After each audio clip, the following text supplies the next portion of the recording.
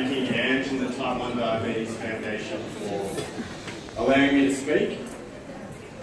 My name is Jacob Griffiths, and you might know me from this year's Biggest Loser Transform. I'd like to thank both of you who watched. Now, while the Biggest Loser Transform might not have been a ratings hit, it actually transformed me. One of the main reasons I decided to participate was to raise awareness about type 1.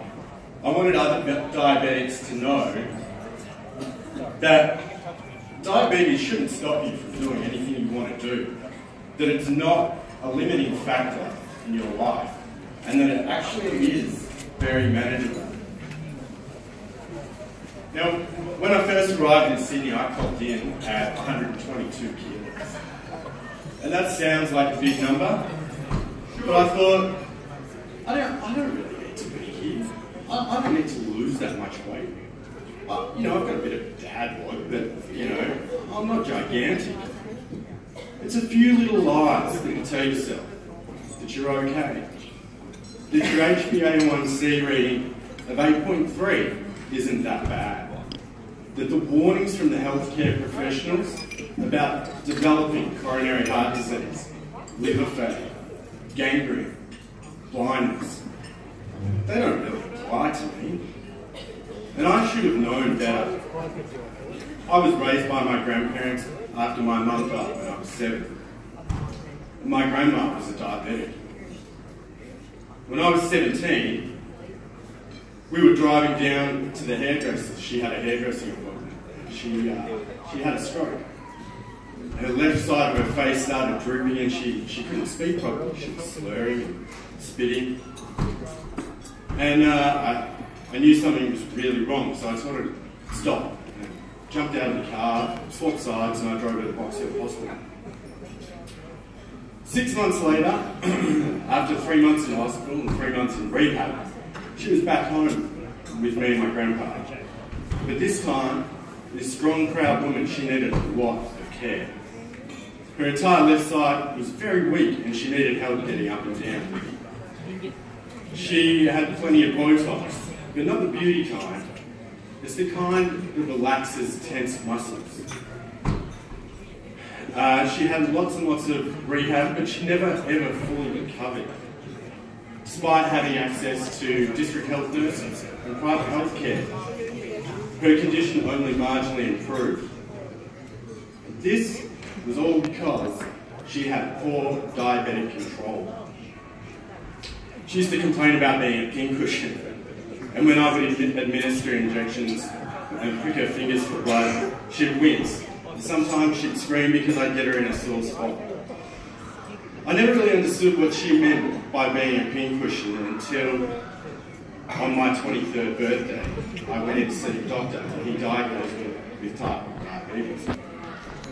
It wasn't as bad as I thought it would be. It took me 2.5 hours before I mustered up the courage to inject myself. And it wasn't as bad as I thought it would be. But living with it for nearly 17 years, I could finally understand just how invasive all the pricks, the jabs and the stabs actually are. Anyway, getting back to TBI, I was 122 kilos. I just had my first son, Saxon, with my gorgeous partner, Rach. And my life had changed irreversibly. I didn't want what happened to my gran to happen to me. I didn't want my loved ones to have to take care of me. I didn't want to be a burden on them. So I needed to change my life. I needed to get my life back on course and take control, rather than diabetes control me.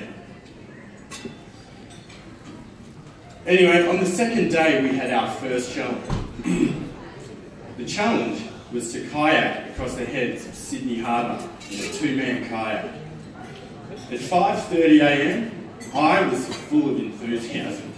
Standing in Mossman, daylight breaking over the heads and calm seas. It wasn't long before I realised the gravitas of the situation. 16 completely overweight, unfit people are going to complete something that even fairly active people would find pretty tough going. The challenge consisted of a 100-metre swim to a buoy to collect half the paddles. Then we'd race over the sand and dig the sand up for the other half of the paddles that were buried, before finally setting off for 3.5 k's to cross the heads. Now, the magic of television. It's amazing what editing can do. Now, we set off. My team was the first to get to the buoys. We went out quickly. We went out as hard as we could, got back to the sand, and then we started digging.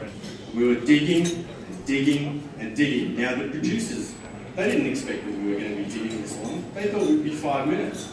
But we were going for well over 45 minutes before they came up, realising their mistake, and they said, "Shh, dig over here."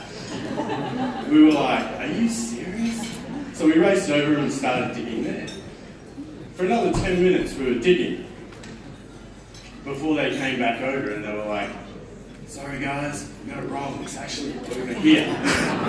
Now, by that stage, my body was starting to really tense up. All of that exercise had released an awful lot of adrenaline in my body, and everything felt stiff, my joints were killing it. I could barely move, and we still had the kayak to go. We eventually got the paddles and we set off. And at times it felt like we were going backwards. Some of those guys were even pushed into shipping lanes. And Luke, who was paddling next to us, he spotted a shark.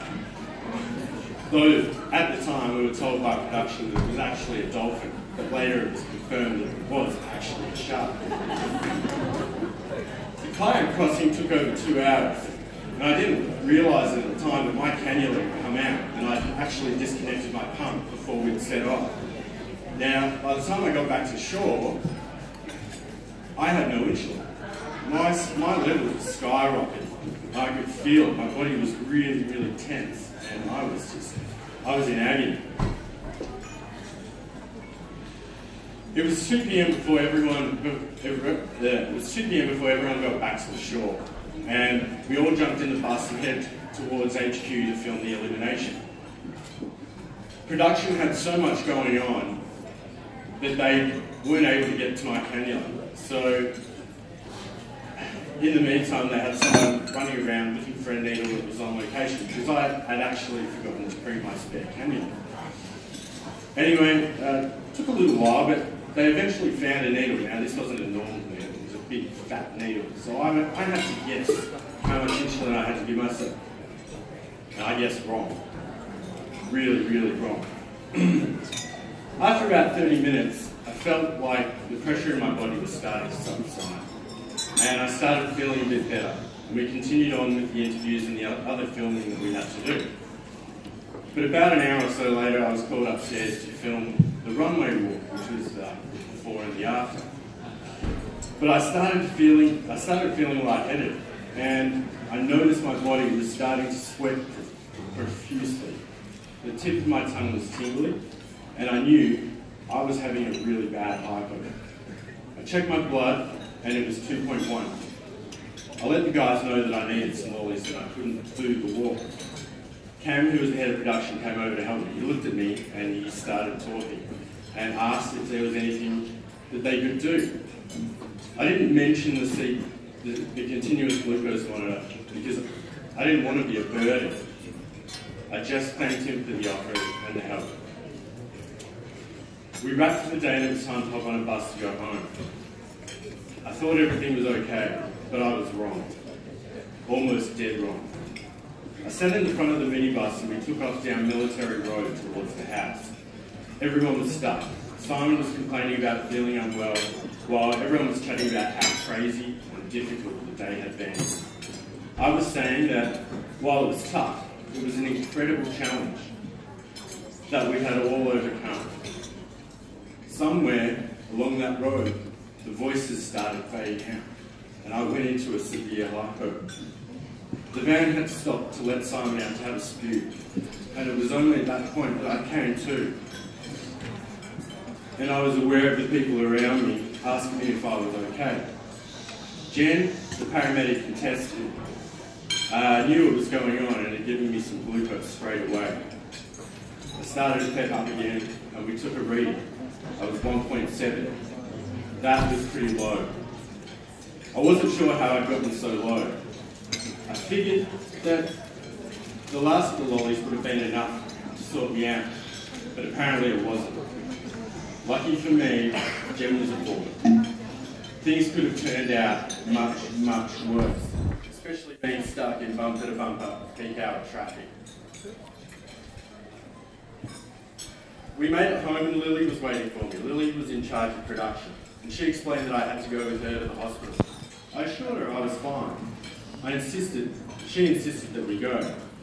We arrived at Manly Hospital, we went to triage, and they tested me, and I was 1.3. How? I didn't feel that bad, but that's almost comatose.